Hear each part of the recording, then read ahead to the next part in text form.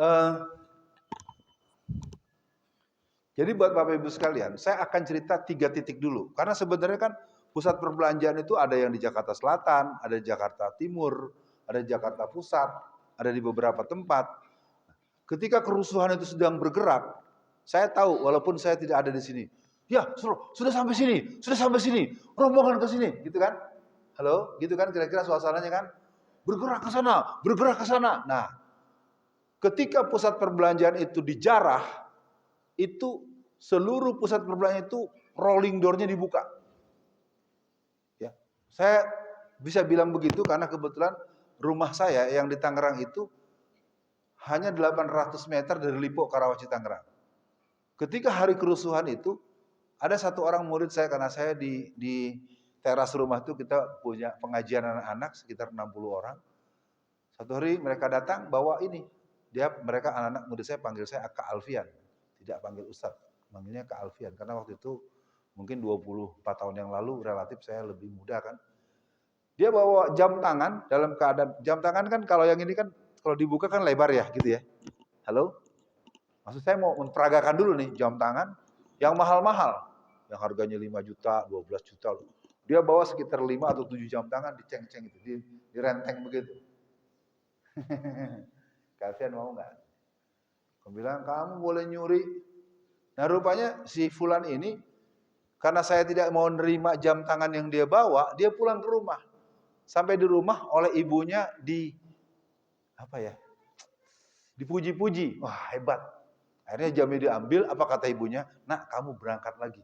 Ambil emas, diminta macam-macam. Dan itu adalah pertemuan terakhir dia, ibu dengan anaknya. Saya ulang, saya teruskan, saya tegaskan. Jadi ketika kerusuhan di berbagai pusat perbelanjaan itu terjadi, itu sudah disiapkan satu gerbang besar dari itu dibuka, semua kantor-kantor dibuka, tetapi di ujung-ujung daripada pojok-pojok pusat perbelanjaan itu ada drum, ada tong kalau bahasa Betawinya itu. Tahu drum? Drum tapi sudah diisi ini, dicampur dengan rinso, deterjen. Nah, jadi ketika orang masuk berbondong-bondong, ada yang ke tempat emas, ada yang ke tempat baju-baju mahal, buseri segala macam, itu drumnya, tongnya itu ditumpahkan. Namanya orang banyak sudah dalam berjejal di dalam, ada air yang punya kandungan sabun atau deterjen, ya kan? Rolling door-nya ditutup dari luar, digembok dari luar, dan listriknya dimatikan. Dan itu seluruh pusat perbelanjaan se-Jakarta, Bogor, Tangerang, Bekasi. Mungkin juga sampai ke Solo. Cuman saya cerita begini, kenapa? Karena yang kasus Lipo itu di Tengara itu 2.000 orang yang mati. Artinya kalau dihitung, Jakarta Pusat kan bukan hanya satu pusat perbelanjaan. Dan hampir semua pusat perbelanjaan itu mengalami situasi yang sama. Yang saya herankan adalah hal seperti ini berlalu begitu saja. Yang diributkan setiap peringatan yang berhubungan dengan zaman reformasi hanya ada 3 orang perempuan Cina yang diperkosa. Ibu-ibu paham, saya bukan sedang menghinakan kegadisan, keperawanan, dan kehormatan perempuan. Kalau cuma 3 orang yang diperkosa, jangan dibilang masal.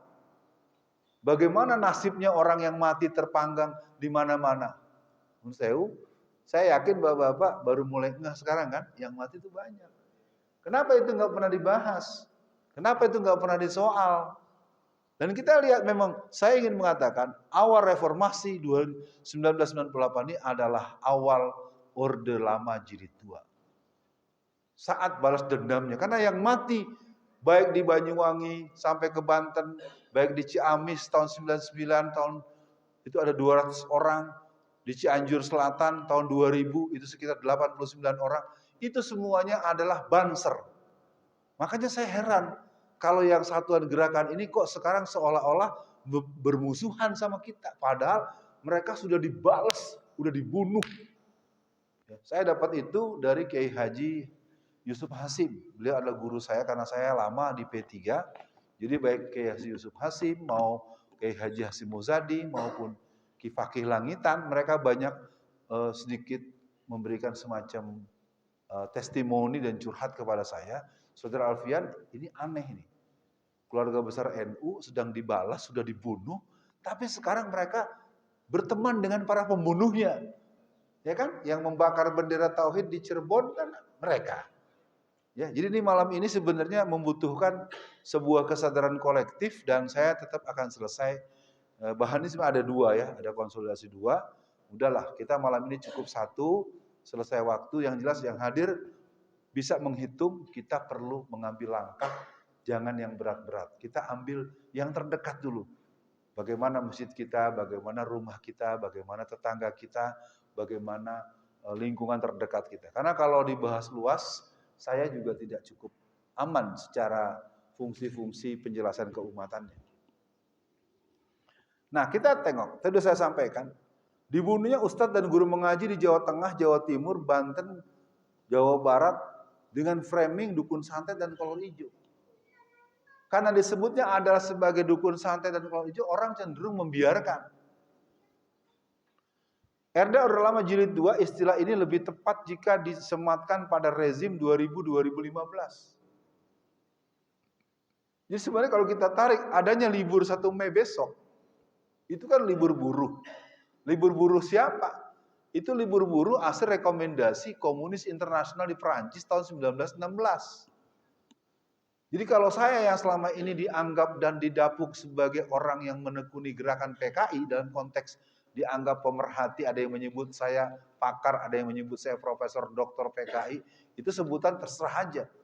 Tapi saya bisa mengatakan bahwa libur 1 Mei tahun 2014 adalah bentuk perwujudan pencapaian cita-cita daripada gerakan mereka yang sudah dicanangkan sejak tahun 1916 di Komintern Komunisme Internasional di Prancis, bahwa mengharuskan di seluruh dunia ada hari libur nasional May Day 1 Mei.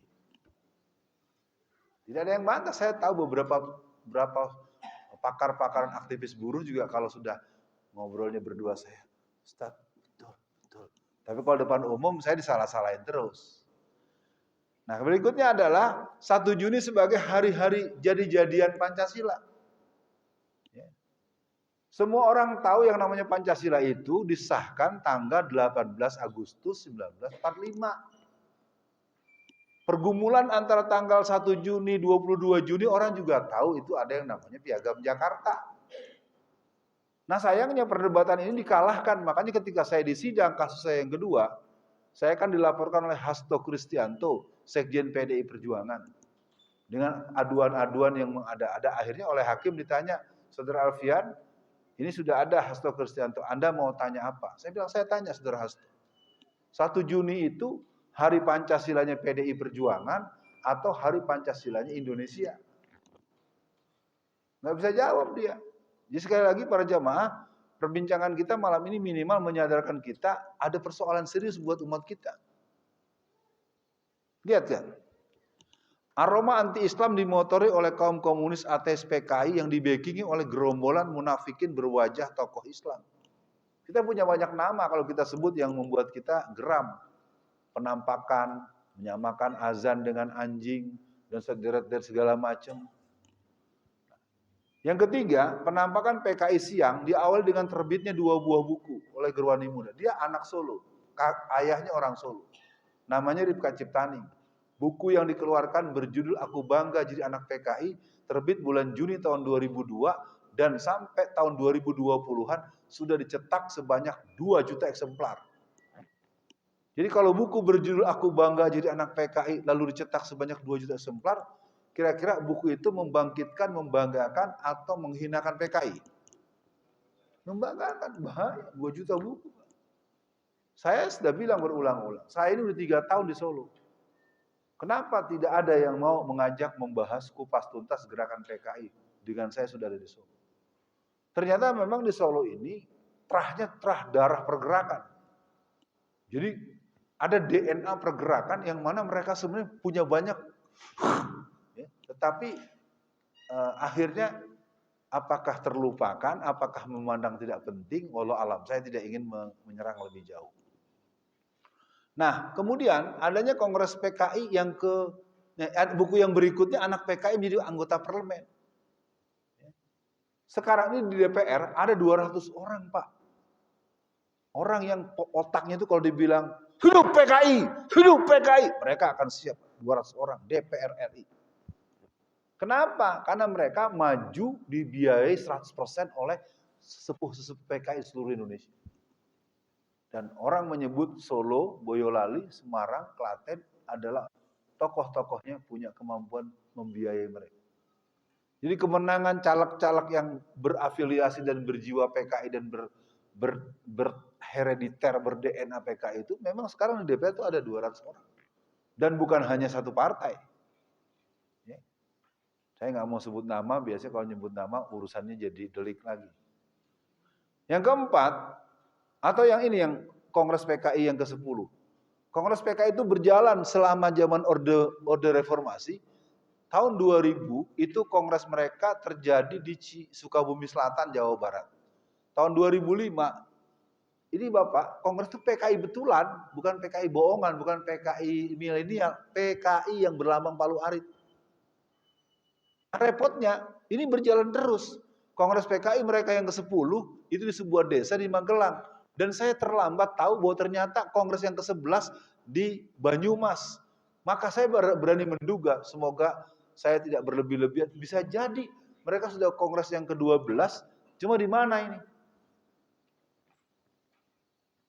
Agak mengerikan. Kelompok PKI bisa, padahal gerakan PKI ini masih terlarang. TAP MPRS nomor 25 tahun 66, Undang-Undang nomor 29 tahun 9, Undang-Undang nomor 27 tahun 1999, ayat 107, pasal 107 ayat A sampai E yang mengatakan bahwa barang siapa orang yang menyebarkan paham komunisme, leninisme, marxisme, mostungisme dikurung, diancam kurungan penjara 15 sampai 20 tahun penjara. Malah Alfian Tanjung yang dipenjara 4 tahun. Ini saya bukan sedang mengeluh atau sedang tiba tidak. Serius Bapak sekalian, ini salah satu bagian yang saya sayangkan tidak sempat disambut oleh masyarakat Solo ketika saya sudah ada di sini. Saya sudah 3 tahun. Tidak pernah ada ajakan untuk membahas kupas tuntas gerakan PKI. Sekarang sudah terlambat. Saya bicara malam ini nih bisa langsung ditangkap. Terus terang aja. Sudah terlambat. Jadi kita ini sekarang membicarakan penjahat di lingkungan para penjahat. Terus terang saja, saya tidak dalam posisi berlebihan. Nah, kalau malam ini dengan waktu yang ada tidak bisa dipahami juga, ya sudah. Maka nanti saya akan sisakan 10 menit atau 15 menit, kita akan coba membangun kembali sel-sel jihad kita. Oke, kolaborasi musuh Islam, Kristen radikal, ada 5. Laskar Kristus, Laskar Bunda Maria, pasukan Kelawar Hitam, pasukan Super Ninja, pasukan Paulus. Kelompok Islam menurut saya sering gegabah. Kelompok Kristen itu lebih dari 200.000 Pak pemuda-pemudanya laskar bersenjata. 200.000 orang. Kelompok Islam cuma 1 orang bawa senjata, foto-foto, masukin video, ditangkap, disiksa, diserbu Densus, ditangkap, dibunuh. Kalau mereka tidak, mereka anak-anak SMP, SMA masuk ke Perbakin. Anak SMP masuk ke Perbakin, Persatuan Penembak Nasional. Seluruh Indonesia. Akibatnya anak masih remaja sudah kenal ragam senjata, sudah bisa menggunakan senjata, sudah ahli menggunakan senjata, sudah bisa bongkar pasang senjata. Kelompok Islam pakai seragam, goreng-goreng, Allah Pak, bawa senjata. Foto-foto, mesti foto ditangkap, diseksa, digebukin, dibunuh. Saya tidak menghina, maksud saya ya yang cerdas dong. Kalau memang kita mau idat, kita mau ribat, mau bikin pasukan, ya bikin, nggak usah petang-tang peteng-teng, cuman pegang AK-471, di foto-foto, di video-video, di viral-viralin, di uber-uber, ditangkepin. Kelompok Kristen tidak begitu, anak-anak mereka masukin di Perbakin, seluruh Indonesia, jumlah mereka SMP, SMA, mahasiswa. Saya ingin mohon maaf, nun sewu, jangan ada yang tersinggung kalau ada yang dari sana. Lu ngapain mau bikin pasukan jihad, petang-tang peteng-teng, lalu dimasukin ke YouTube, teriak-teriak, takbir-takbir, ancam sana, ancam sini, digebukin, disiksa, akhirnya suruh nyerah. Ya, saya mohon maaf sekali lagi, jangan ada yang tersinggung. Karena saya lihat ya di Solo Raya ini banyak gerakan yang begitu, cuma nggak cerdas. Akibatnya temannya kena, tetangganya kena, saudaranya tahu kena, orang cuma itu ditembak mati, begitu terus karena tidak cerdas ya. Mohon maaf ya kalau ada yang dianggap nggak suka gitu. Oke ya, saya pikir cukup dulu, nanti waktunya nggak memadai. Nah, yang kelima, pembantaian 6 syahid pemuda Islam, 7 Desember 2020. Pemenjaraan tokoh teras FPI, Front Pembela Islam, pembekuan rekening, pembekuan Hizbut Tahrir 2017, dan pembubaran FPI. Ini kalau kita tidak telaten Bapak Ibu sekalian, ini kondisi serius. Nanti dia akan berkembang ke tempat lain. Ya teman, sayang waktu kita memang harus jam 11 selesai. Diperparah dengan undang-undang HIP yang berganti kelamin. Pemahaman undang-undang HIP, undangan haluan ideologi Pancasila, sering orang lalu berhenti karena ada sebutan Pancasila. Pancasila itu adalah sebuah konsensus nasional. Kalau bahasa saya seperti orang megang golok. Ya, Bapak pegang golok, Pak. Golok Bapak yang pegang mau pakai buat apa? Ini persoalannya kan sekarang Pancasila dipakainya oleh PKI Perjuangan. Dipakailah untuk mukul-mukulin kita. Makanya kalau kita lihat tesis Habib Rizik tentang Pancasila itu bagus. Atau arahan-arahan dari Ustadz Abu Bakar Bashir, bagaimana umat Islam sekarang memberikan satu ruang untuk peran artikulatif terhadap ketuhanan yang Maha Esa dan sila-sila yang tercantum di 4 itu. Karena Pancasila ini merupakan konsensus politik yang bermata dua.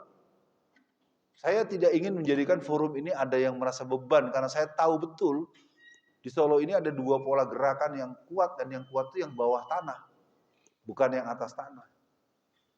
Persoalannya adalah bahwa perbincangan ini memang jadi sensitif karena saya tidak sempat tahu nih, yang ada di ruangan ini siapa aja nih. Saya hanya berserah pada Allah, semoga di ruangan ini orang yang diberi hidayah Allah Subhanahu wa taala. Artinya, undang-undang HIP itu adalah undang-undang kelembagaan yang membangun satu konstruksi Pancasila tanpa ketuhanan yang Maha Esa. Itu catat. Karena konsideran, atau kalau dalam ilmu tata produk hukum, ada yang namanya konsideran. Gini, memperhatikan. Karena ini, melihat, menimbang, memutuskan. Nah, sebelum sampai memutuskan, konsiderannya adalah menghilangkan TAP MPRS nomor 25 tahun 66. Apakah TAP MPRS nomor 25 tahun 66 itu? TAP MPRS nomor 25 tahun 6 itu adalah ketentuan hukum tetap yang memiliki legal standing yang kuat, yang menyatakan bahwa PKI adalah terlarang bersama dengan organ-organ di bawahnya. Maka kita tidak mengerti kalau sekarang ada keberbolehan anak PKI jadi anggota TNI.